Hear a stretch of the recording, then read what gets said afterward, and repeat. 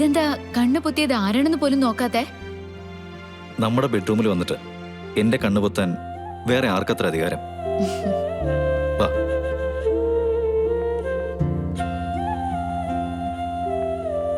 ഇരിക്കെ.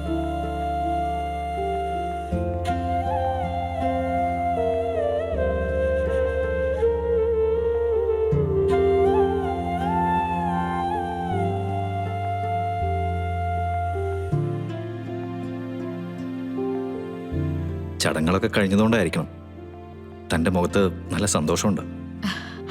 അതെ, ഈ കണ്ണാടിയിൽ നോക്കുന്നത് പോലെ. കണ്ണാടിയിൽ നോക്കി നമ്മളൊന്ന് ചിരിച്ചാ നമ്മുടെ പ്രതിബിംബവും ചിരിക്കില്ലേ? അതുപോലെ നവീന്റെ മുഖത്തൊരു ചിരിയുണ്ടെങ്കിൽ ആ ചിരി എന്റെ മുഖത്തുണ്ടാവും. എന്റെ അമ്മോ, ഇതൊക്കെ കേൾക്കുമ്പോ എന്തൊരു മനസമാധാനം എന്നറിയോ? എപ്പോഴും എപ്പോഴും ഇങ്ങനെ ഓരോന്ന് പറയാത്ത എന്താ? എനിക്ക് തോന്നുമ്പോ ഞാൻ പറയുന്നുണ്ടല്ലോ.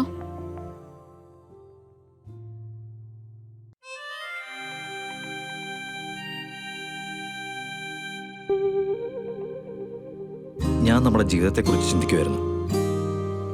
സാധാരണ എല്ലാവരും പറയുന്നത് ഈ പ്രസംഗിക്കുന്നവരൊക്കെ ദാമ്പത്യൊരു ഒഴുക്കാണ്, അതെങ്ങനെ ഒഴുകിക്കൊണ്ടേയിരിക്കുന്നല്ലേ. പക്ഷെ നമ്മുടെ അവസ്ഥ എന്താ?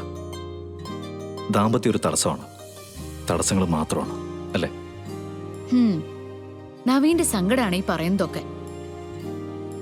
സങ്കടം ഞാൻ എന്റേത് മാത്രമായിട്ട് ചുരുക്കുന്നൊന്നുമില്ല.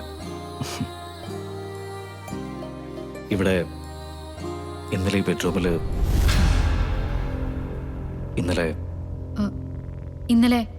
ഇന്നലെ എന്താ സംഭവിച്ചേ? ഇന്നലെ ബെഡ്റൂമിൽ എന്താ സംഭവിച്ചേ? നവീനോട് ഞാൻ ചോദിക്കുന്നെ. എടോ, എന്താടോ ഇത്? ഇവിടെ നമ്മൾ ഒരുമിച്ചായിരുന്നില്ലേ? ഹേ, ഒന്നിച്ചോ? ഇന്നലെ മുഴുവൻ നമ്മൾ ഒന്നിച്ചായിരുന്നു ഇവിടെ.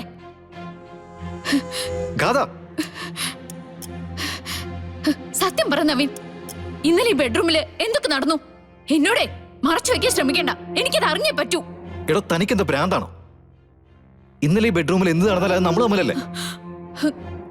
അപ്പോ നടക്കേണ്ടതൊക്കെ നടന്നു അല്ലേ? നവീന് ഞാൻ ഇങ്ങനെ ഇന്നലെ കരുതിയിരുന്ന ഇത്രയ്ക്ക് ചീപ്പാവാൻ എങ്ങനെ നവീന് കഴിഞ്ഞു? താനെന്താ ഇങ്ങനെയൊക്കെ സംസാരിക്കുന്നത്? ഈ ബെഡ്റൂം നമ്മുടേതാ, നമ്മൾ ഭാര്യ ഭർത്താക്കന്മാരാ. തന്റെ സംശയം കേട്ട് കഴിഞ്ഞാൽ താൻ വേറെ എവിടെ നിന്ന് വന്നവരുണ്ടല്ലോ. ആ തോന്നൽ എനിക്കല്ല, നവീന. എനിക്കിനി ഒന്നും കേൾക്കണ്ട നവീൻ. എനിക്കിനി നവീനെ കാണാൻ വേണ്ട. അവിടെ നിൽക്കാൻ. കൈയെടുക്ക. എന്റെ കൈ വിടാനല്ലേ പറഞ്ഞേ? വിടുന്നില്ല. ഇത്തിരി നേരം നല്ല രീതിയിൽ സംസാരിച്ചുകൊണ്ടിരുന്നിട്ട് ഇപ്പൊ ഇങ്ങനെ ഒരു മാറ്റം വരാനുള്ള കാരണം എന്താണെന്ന് എനിക്ക് അറിഞ്ഞേ പറ്റൂ. അത് നവീന് പറഞ്ഞ മനസ്സിലാവില്ല. ഞാൻ അനുഭവിക്കുന്ന വേദന സങ്കടം എന്താണെന്ന് മനസ്സിലാക്കണമെങ്കിലേ ഉള്ളില് മനുഷ്യത്വം വേണം. അത് തിരിച്ചറിയാനുള്ള ശേഷി വേണം. തനിക്ക് എന്തെങ്കിലും മാനസിക രോഗം ഉണ്ടെങ്കിലേ അതിന്റെ പേരിൽ എന്റെ സെൻസിനെ വെറുതെ കുറ്റപ്പെടുത്തരുത്. എടോ, താനെന്തിനെങ്ങനെ ശല്യാവുന്നേ? യെസ്, അതാണ്. ഞാനിപ്പോ ഒരു ശല്യാണ്. ഞാനില്ലെങ്കിലും നവീൻ ആഗ്രഹിച്ച പോലെ എല്ലാം നടക്കും. ഇന്നലത്തെ കാര്യങ്ങള് ഇവിടെ വിശദീകരിച്ചില്ലേ, അതുപോലെ വേണ്ട. ഇനി എന്നോട് ഒന്നും പറയണ്ട.